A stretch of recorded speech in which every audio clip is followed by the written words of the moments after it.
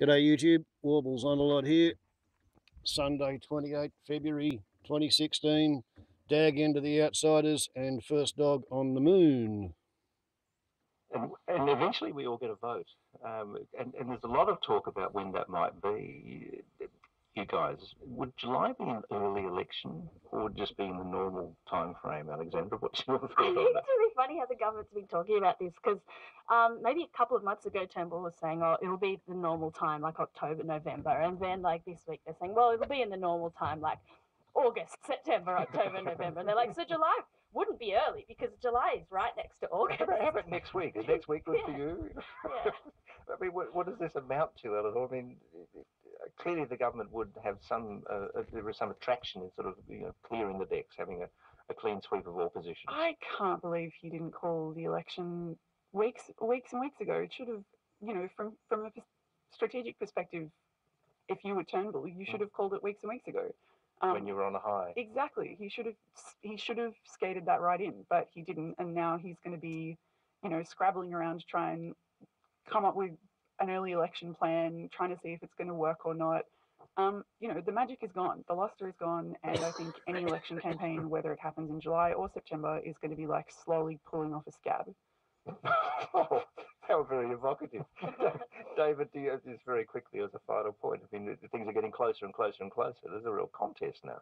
Well, I mean, I wish there was a real contest, but I mean, what's the difference between the parties? One side's backed by a union movement, which has now been established by the Royal Commission as being completely corrupt and unable to govern itself, and the other side doesn't seem to have a clue what it's doing. It was elected on a very clear mandate to fix our economy with a budget emergency, and they've done nothing.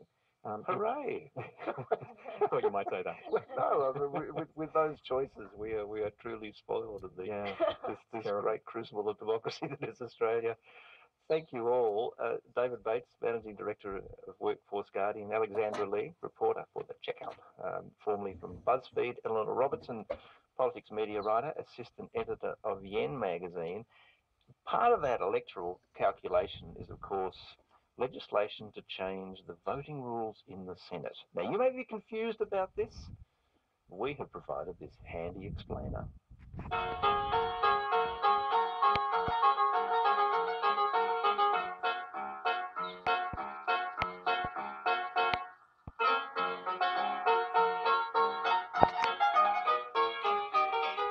Hello, patriots.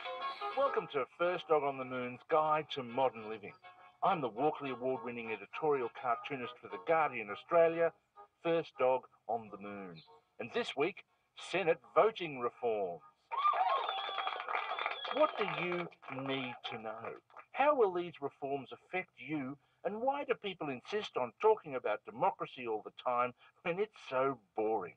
Now, just to quickly get us up to speed, a half-Senate election is held every 3 years, and 6 Australians from each state of Australia, 2 from each territory, are elected to the Senate, regardless of whether that's proportional representation or not. There's no time to talk about that now. The other problem is the labyrinthine preference deals that everybody does. It means we end up with unelected surprise dickheads in Parliament who believe things like kindergarten children should have guns and gay people shouldn't be allowed on aeroplanes or something. I don't know. I can't keep up. They often have the actual balance of power and are in charge of Australia. However, the Australian Electoral Commission has decided that senators should be elected in a way that's more engaging for the general community. So, at the next federal election, all Australians of voting age will be put on buses and shipped to somewhere in the middle of Australia to play Senate half-term. It's a knockout. That's right, Barry. Every Australian will play in a team of 6 from their own state, or 2 if they're from a territory. The winning teams will become senators, and everyone else will be expected to make their way home from the middle of Australia on foot. Not a problem for the locals, but for everyone else it should go some way to fixing our overpopulation concerns. First up, we'll play a game called I'm Not a Homophobe, not that there's anything wrong with that. Our teams are given enormous foam hands and have to bully the cardboard LGBTQI teens suspended above them while walking the plank across a pool filled with bile. From the sidelines, cultural Marxists hurl politically correct water balloons and try to knock them in the pool. The winning team is the one that drives the most young people to suicide. Hilarious! In this next game, our teams have to drive around inside a cardboard Commodore shouting abuse at all the groups of enormous foam Muslims set up around the arena. But the Commodore doesn't have any windows. The team captain has to direct them from the offices of the United Patriots Front by texting them while they're driving. The winner is the first team to do a burnout in the car park of the mosque. And now it's time to play Stop the Babies. Asylum seeker babies pour out of a chute and down an enormous slippery slide into a bath of boiling water. Our teams, wearing enormous foam border force uniforms, fish the babies out without spilling any of the bathwater. They pop them in the catapult and fling them 200 metres to that pile of sand over there in the shape of Nauru. But it won't be easy. The UNHCR will try to stop them by hitting them with enormous foam high court actions. Get the most babies back in danger and you win. And finally, everyone's given boot polish and they get to dress in blackface. They then have to battle their way across the wobbling floor of systemic disadvantage, up the rope wall of structural racism and down the zip line supported only by their black armband wheel of history. Don't fall in the pool of indifference or you'll have to start from the beginning. The first team to post a Facebook update blaming Aboriginal Australians for racism wins. After the winning teams have been declared by the Australian Electoral Commission, there'll be speeches and a free concert with fun for all the family, featuring the Andrew Bolt Minstrel Review doing their smash hit, Blackface Isn't Racist, it's an homage to the noble savage. Take it away, Andrew. I'd walk a million miles for one of your smiles, my me. Ah, superb. That brings us to the end of our Red Sunday Extra for this week. Yeah. So isn't it interesting that the shine has gone off Malcolm Turning Bull's administration? And it's become clear that there are not one but two hands so far up his rectum that Corey Bernardi and Tony Abbott are able to take turns playing harpsichord on Malcolm Turnbull's vocal cords. This business of holding a committee of inquiry or a royal commission or whatever it is into the school safe program because Corey Bernardi can't cope with the idea that it's wrong to bully homosexual children. Corey Bernardi feels like his constituents are being persecuted because their children are being taught that it's wrong to be a poofta basher. And Malcolm Turnbull said, oh, yes, sir, Corey Bernardi will just do that. No worries. Tony Abbott has got John Howard out of retirement to claim that Tony Abbott was perfectly right and he could have gone ahead and won the forthcoming election. What was his popularity? 15% or something? The Liberal Party lives in a world of its own, and it's been living in a world of its own, as I was explaining to Deep Ashtray on the comment thread, since about 1949, when Robert Gordon Menzies realised that his Australian National Party had collapsed because of his own incompetence in the early years of the Second World War. He wanted to get back into politics. He was extremely right-wing, a monarchist, a Tory, a conservative, but he knew that none of those words were going to be saleable with the Australian electorate, particularly not after just having fought side by side with the Soviets to defeat the Nazis. Australia was pretty much an egalitarian socialist democracy.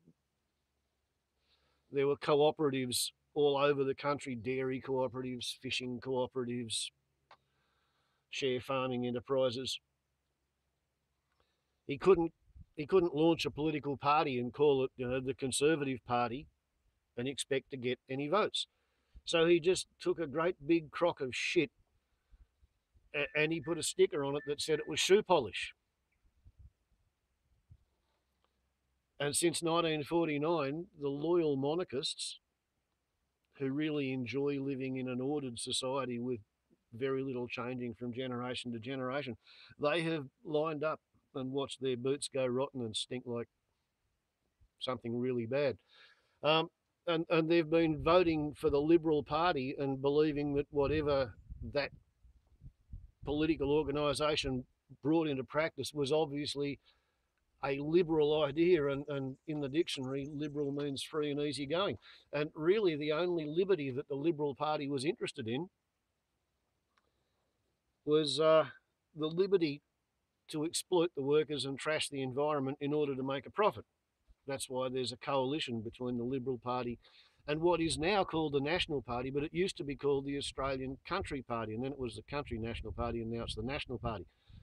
But it's the farmers and the miners and the loggers. They're in the National Party, and the people who want to either employ people or own shares in companies that employ people, or they aspire to being management executives, they're the Liberal Party. My father was a Liberal Party voter. Mind you, my parents had me raised on such a diet of Liberal conservative propaganda that in 1972, when Gough Whitlam was elected Prime Minister, I literally expected to see squads of secret police with machine guns on every street corner, because that's what happened in communist countries, and communism was socialism and the Labor Party was socialist. So therefore, when Gough Whitlam got in, we were going to have secret police in Glen Innes, because that's what my parents raised me to believe when I was 11. Yeah, it was pretty interesting. And it didn't happen. I have actually seen soldiers on every street corner and helicopters flying up the roads and a tank on the lookout over the top of the town. But it wasn't Glen Innes, it was Bowral. And it was shortly after ASIO and ACIS were having a training exercise, and somebody forgot to find the deliberately planted bomb in the garbage tin out the front of the Hilton Hotel, and therefore it killed the garbage collector. The spies missed their own bomb in a training exercise. So therefore, Malcolm Fraser decided that Bowral had to come under martial law. Effectively, the army put a regiment onto the golf course because Commonwealth holiday on government money, Commonwealth heads of government meeting, was going to happen at Bowral. So I have seen an Australian town under martial law when I was a teenager. I was knocked off a bicycle by the downdraft of a helicopter with people on the M60s hanging out the side on the skids. But none of the troops on the ground had any magazines in their SLRs, and their ammo pouches were empty, because at a very high level, the government were fully aware that it was complete bluff and deception. What it taught me is that there's not enough soldiers in any society for the government to be able to guard absolutely everything that they cannot afford to risk an attack occurring onto. So if they decide that every intersection is so important that they had 4 soldiers guarding it, you pretty soon run out of soldiers before you run out of intersections to guard. It was an interesting lesson to learn as a teenager. So we're going to have 12 new submarines to join our F-35 little turd fighters, and that's somehow going to keep us safe from people with LP gas canisters in the suburbs. That's the great dream for the Turnbull government, is martial law. Let's have a war. Something to cause the population to fall in behind the government and march in neat straight rows. We need an external threat. So we're going to help the Americans annoy the shit out of the Chinese at the Spratly Islands. And, you know, our 12 submarines, when they get built, will be really good against the 87 that the Chinese have already got. But anyway, such is life in Australia. The extreme right wing just can't get its head around the fact that the times have already changed. And the ghost of Gordon Menzies, Robert Gordon Menzies, is not going to be much help to us moving forward, as they say, into the century of global warming. Warbles on a lot to YouTube. Ciao.